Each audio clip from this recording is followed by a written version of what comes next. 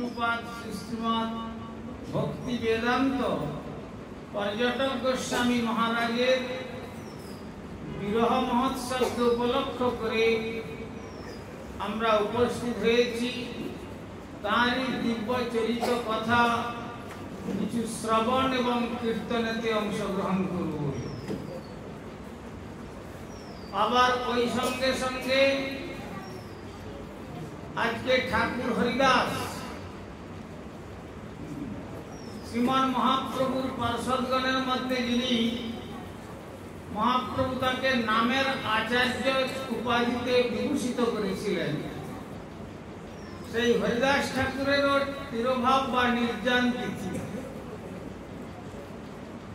আর তার সঙ্গে সঙ্গে আবার আজকে জগতের মধ্যে একটি তিথি যেটি হচ্ছে বিশ্বকর্মা পুজো। এ যেন তিন তিথির ত্রিবেণী সঙ্গম। এই ত্রিবেণী সঙ্গমের মধ্যে আমাদের কবিরাজ গোস্বামীর কথা বলতে হয় যে গঙ্গা যমুনা সরস্বতী যা নারীল ভাষাইতে, মহাপ্রভু আমার ভাষাইলেন কৃষ্ণ প্রেমের বৈদ্যুতিক।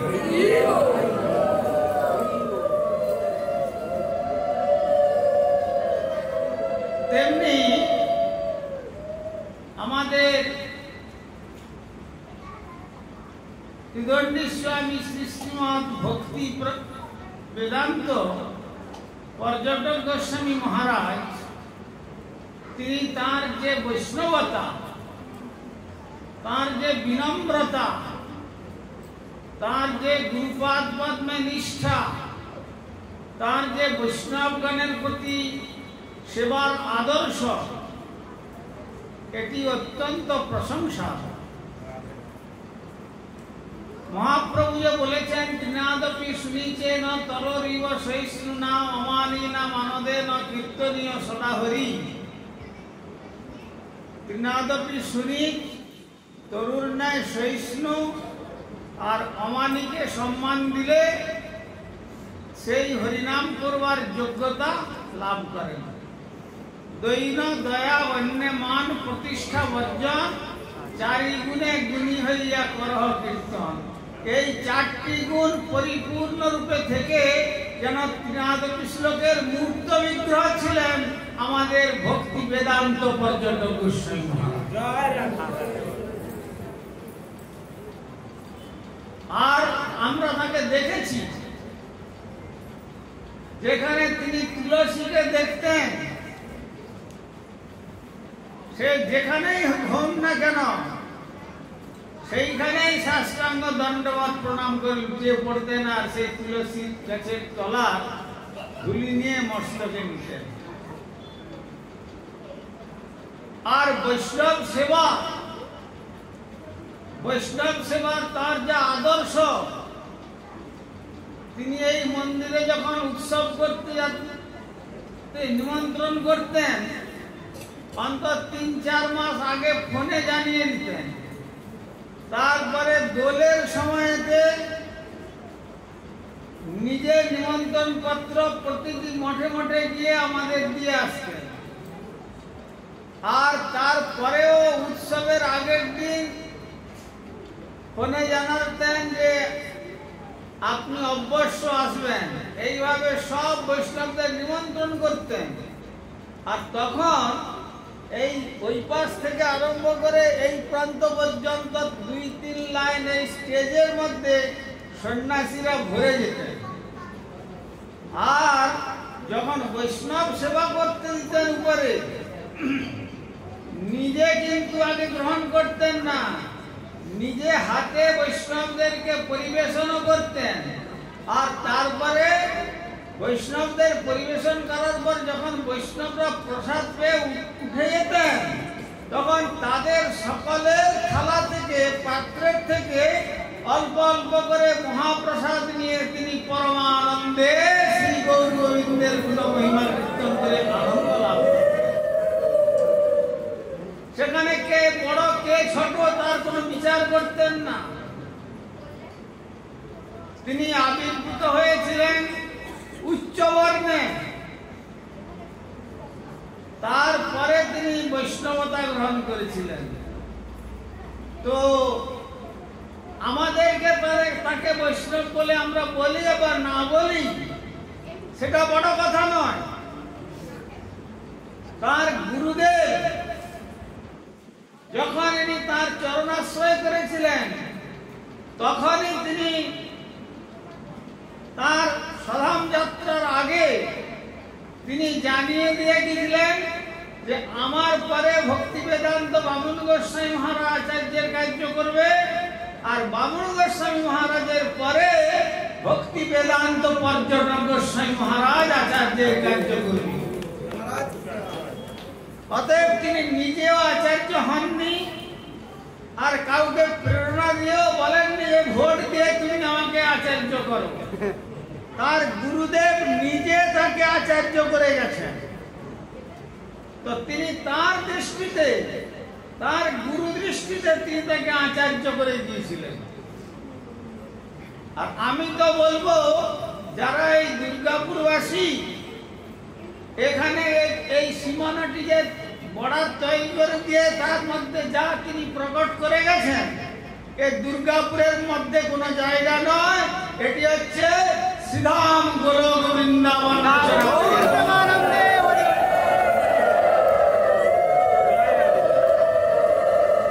আর তার এই শ্রীধাম গোলক বৃন্দাবন রচনা করেছেন কার নামে? দেখুন, ওই যে তার গুরুপাদ পদ্মের নামেতে প্রভুপাদ তাকে কীর্তিরত্ন উপাধি প্রদান করেছিলেন। এমন কোন প্রভুপাদের সেবা নাই যে সেবা তিনি করতে পারেননি। এই জন্য সমস্ত কার্যে তার পারঙ্গতি ছিল। তাই পারঙ্গতির যেন রত্ন, মাথার ঠাকুরের মাথার চূড়ায় যেমন রত্ন বসালে কি হয়, সে রত্ন উজ্জ্বল রূপে আমাদের চিত্তকে আকর্ষণ করে, তেমনি প্রভুপাদের যত সেবক ছিলেন সেই সেবার মধ্যে ইনি একজন মূল্যবান রত্ন রূপে তিনি প্রভুপাদের সেবায় আত্মনিয়োগ করেছিলেন। আপনারা চিন্তা করতে পারবেন না, যেমন শ্রী ভগবান নিজে বলেছেন, ব্রজদেবীগণ মন মনস্কা মৎস্যবর্জা মদর্থে তক্ত দেহিকা জানান্তি গোপিকা সর্বে ন অন্য জানাতি তত্ত্বত। যারা আমাগত মন, আমাকে মনে ছাড়া আর কিছু মনের মধ্যে স্থান দেয় না, যারা আমার পুজো ছাড়া আর অন্যের পুজো করে না, মদর্থে তক্ত দেহিকা, আমার জন্য দেহটাকেও পরিত্যাগ করতে বিন্দু মাত্র কুণ্ঠাবোধ করে না, জানান্তি গোপিকা সর্বে, সেই ব্রজদেবীগণই প্রকৃতপক্ষে আমাকে তত্ত্ব জানে, অপরে জানতে পারে না। তেমনি এই শিল ভক্তি প্রজ্ঞান কেশব গোস্বামী ঠাকুর তার গুরুপাদ পদ্মের জন্য তার নিজের দেহটাকে পর্যন্ত তুচ্ছীকৃত করে উৎসর্গ করে দিয়েছিলেন, যে যদি আমার মৃত্যু হয় বরং ভালো, কিন্তু প্রভুপাদ যদি জগৎ থাকেন, লক্ষ লক্ষ নরনারী একদিন গৌর গোবিন্দের পাদ পদ্ম রূপী গোলক বৃন্দাবনে।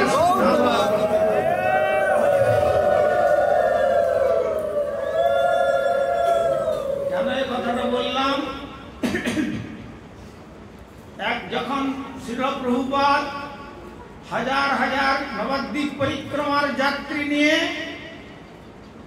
কোলদ্বীপে আসছেন, তিনি আউল বাউল কর্তা ভাজা নেড়া দরবেশ সাই সহজিয়া সখী ভেকি স্মার্ত জাত গোসাই অতিবাড়ি চূড়াধারী গৌরাঙ্গ নাগরী, এই সব মতবাদকে একবারে ধূলিসাৎ করে দিয়েছিলেন। আর এসব অপসম্প্রদায় ভক্তি ধর্মের কলঙ্ক সদৃশ, এ কথা সহ্য করতে পারল না জাত গোসাইরা, তথাকথিত জাত গোসাইরা নবদ্বীপে। তখন কাঁচের বোতলে করে গরম জল আর দোতলা তিনতলার উপর থেকে পাথর নিয়ে প্রভুপাদকে হত্যা করবার সংকল্প করল। সেই সময়তে শ্রীল ভক্তি প্রজ্ঞান কেশব গোস্বামী ঠাকুর চিন্তা করলেন, আমার মতো সেবক বেঁচে থেকে এমন কোন লাভ হবে না। বিনোদ বিহারী ব্রহ্মচারী বিনোদদা নামে পরিচিত ছিলেন। আমার থেকে যদি প্রভুপাদকে জগতে রাখা যায় তাহলে জগতের প্রভূত কল্যাণ হবে। সঙ্গে সঙ্গে প্রভুপাদের কাছে গিয়ে বললেন, প্রভুপাদ, যা পরিস্থিতি খুব জটিল, সুতরাং আপনি এক কাজ করুন, আপনার গৈরিক সন্ন্যাস বেশ আপনি আমাকে দিয়ে দেন, আমার শুভ্র বসন আপনি পরে আপনাকে গোপন পথে আমি পাঠিয়ে দিচ্ছি শ্রীধাম মায়াপুরী, তাতে যদি আমার মৃত্যু হয় হোক। তো সেই জন্য বললাম, সেইভাবে প্রভুপাদকে সংরক্ষণ করেছিলেন, নিজের জীবনকে গুরুপাদ পদ্মে উৎসর্গীকৃত করে। এমন এক মহান আত্মা ছিলেন শ্রীল ভক্তি প্রজ্ঞান কেশব গোস্বামী ঠাকুর। গুরুর অর্থে তত্ত্বদেহিকা, গুরুদেবের জন্য দেহটাকে উৎসর্গ করে দিয়েছিলেন। আর সেই রকম একজন গুরুপ্রেষ্ঠ প্রাণ, তিনি তার অন্তর থেকে তিনি গুরু তৈরি করে দিয়েছিলেন আমাদের শ্রীল ভক্তি বেদান্ত পর্যটক গোস্বামী মহারাজকে। সুতরাং আজকের এই শুভ দিনে তিনি দেখছেন, এমন নন যে তিনি চলে গেছেন, নিতাই চরণ সত্য তাহার সেবক নিত্য। প্রকটকালে আদেশ নির্দেশ উপদেশ শিষ্যদের প্রদান করেছেন, আর অপ্রকটের পর সমাধিস্থ হন। সমাধি শব্দের অর্থ কি? যারা ব্যাকরণ পড়েছেন জানেন, সম্পূর্বক আপূর্বক ধা ধাতু কিপ শব্দ প্রত্যয় করে সমাধি শব্দ নিষ্পন্ন হয়েছে, অর্থাৎ সম্যক নিরীক্ষণ। এবার তিনি সমাধিস্থ হয়ে তিনি তার করুণার দৃষ্টির দ্বারা আমাদের নিরীক্ষণ করছেন। আমি যে উপদেশ নির্দেশ দিয়ে এসছি, আমার সমাধির পর আমার শিষ্যরা প্রতিপালন করছে। তো এইটাই হলো বৈষ্ণবের সমাধি লীলা। অতএব বৈষ্ণবের জন্ম মৃত্যু নাই, সঙ্গে আইসেন প্রভু, আবার সঙ্গে যায়েন কোথায়। তো তিনি যেমন কুর্ম ডাঙায় গিয়ে ডিম পাড়ে, আর দিনের বেলা গভীর জলে চলে যায়। বৃহৎ বৃহৎ মৎস্য রাত্রিতে ওই অল্প জলে এসে তটের কাছে ডিম পেড়ে গভীর জলে চলে যায় দিনের বেলা, কিন্তু তাকিয়ে থাকে এক দৃষ্টিতে ওই ডিমের দিকে। আর জানবেন, ওই যদি ওই স্ত্রী মৎস্যটা বেঁচে থাকে তাহলে ওই ডিমগুলো ফুটবে, বাচ্চা হবে। তেমনি ওই কুর্মটা যদি বেঁচে থাকে তাহলে এই কুর্মের ডিমগুলো ফুটে বাচ্চা বেরোবে। আর যদি কেউ ধরে তাকে মেরে ফেলে তাহলে কিন্তু আর বাচ্চা হবে না। তেমনি ভক্তি বেদান্ত পর্যটক গোস্বামী মহারাজ সমাধিস্থ থেকে অপলক নেত্রে এক দৃষ্টিতে আমাদের কৃপা বর্ষণ করছেন, যাতে আমাদের ভক্তি সম্পদ লাভ করে অনবিলম্বে প্রগৌর গোবিন্দের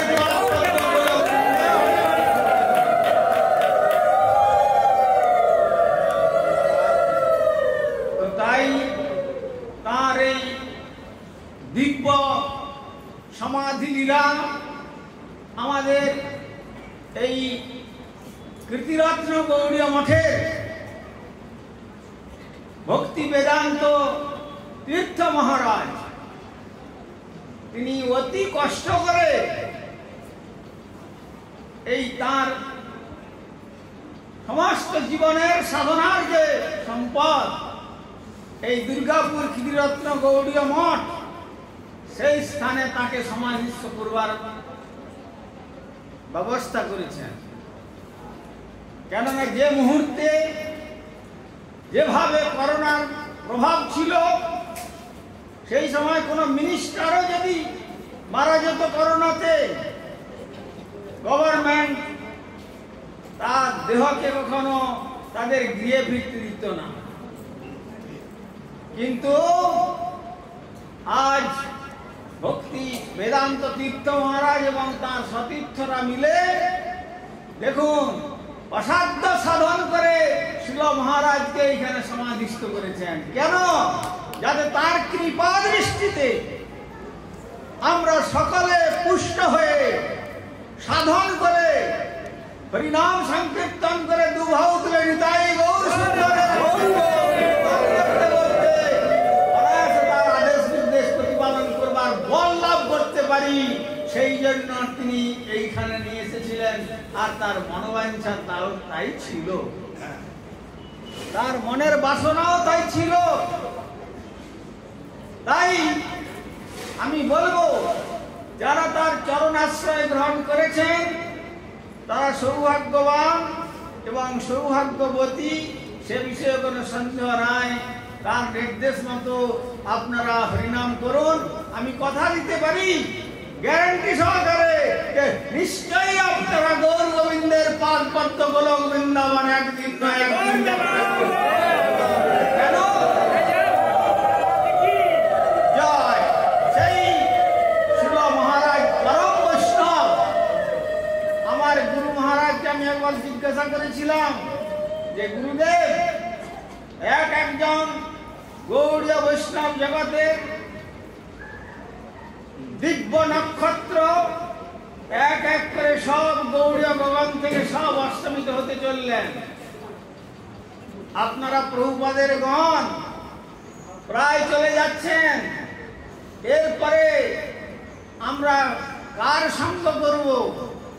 তখন তিনি বলেছিলেন, দেখো গৌড়ীয় বেদান্ত সমিতির ভক্তি বেদান্ত পর্যটক গোস্বামী মহারাজের সঙ্গের দ্বারা তোমাদের প্রভূত কল্যাণ হবে। আর চৈতন্য গৌড়ীয় মঠে ভক্তি বল্লভ তীর্থ গোস্বামী মহারাজের সঙ্গের দ্বারা প্রভূত কল্যাণ লাভ হবে। এই দুইজন পরম বৈষ্ণব থাকলেন, এদের অন্যতম হচ্ছেন শ্রীল ভক্তি বেদান্ত পর্যটক গোস্বামী মহারাজ। অতএব আপনারা তার সান্নিধ্য পেয়েছেন। এক কথায় বলতে গেলে, গঙ্গায় যেতে গেলে নবদ্বীপ যেতে হয়, সেখানে নবদ্বীপ গিয়ে গঙ্গায় স্নান করতে হয়। কিন্তু আজ কৃষ্ণ ভক্তরূপী গঙ্গাকে শিল পর্যটক গোস্বামী মহারাজ আজ এই দুর্গাপুরের বুকে এনেছেন। আপনারা কেবল শিল মহারাজের চরণ স্মরণ করে হরিনাম সংকীর্তনের গঙ্গায় ডুব দিলে অনায়াসে ভগবান করবেন, সে বিষয়ে কোনো সংশয় নাই। তাই আমাকে 1টা পর্যন্ত সময় দিয়েছিলেন, এরা একটু বেশি সময় হয়ে গেল। তাই আপনারা আমার ধৃষ্টতা নিজ বলে মার্জনা করবেন। আমি এই বলে পরম শ্রদ্ধেয় বিশেষ রোহিতবার শিল ভক্তি বেদান্ত পর্যটক গোস্বামী মহারাজের শ্রীচরণ কমলে অনন্ত কোটি দণ্ডবাদ প্রণতি জানিয়ে তার কৃপা প্রার্থনা করব যে তিনি সমাধিস্থ থেকে আমার প্রতি কৃপা দৃষ্টি বর্ষণ করুন আর সমস্ত ভক্তমণ্ডলীকে তার কৃপা ছায়ায় সংরক্ষিত করে তিনি যে শ্রী রাধা কুণ্ডে যাত্রা করেছেন, সেই আমাদের সকলের কেশাকর্ষণ করে ইহলোক ছাড়িয়ে পরলোক ছাড়িয়ে প্রকৃতির পরপারে গোলক বৃন্দাবনে শ্রী গৌর গোবিন্দের পান করতে আমাদের জয় শ্রী শ্রীমদ ভক্তি বেদান্ত পর্যটক গোস্বামী মহারাজ কি জয় শ্রী শ্রীমদ ভক্তি বেদান্ত পর্যটক গোস্বামী মহারাজ কি জয় শ্রী ভক্তি বেদান্ত বামুন গোস্বামী মহারাজ কি জয় শ্রী ভক্তি প্রজ্ঞান কেশব গোস্বামী ঠাকুর কি শ্রী হরি সপাল সৎ শ্রী প্রভুপাদ কি জয় জয় শ্রী শ্রী নিতাই গৌর প্রেমানন্দে। वंशाकल्पतरुभ्यश्च कृपा सिन्धुभ्यैव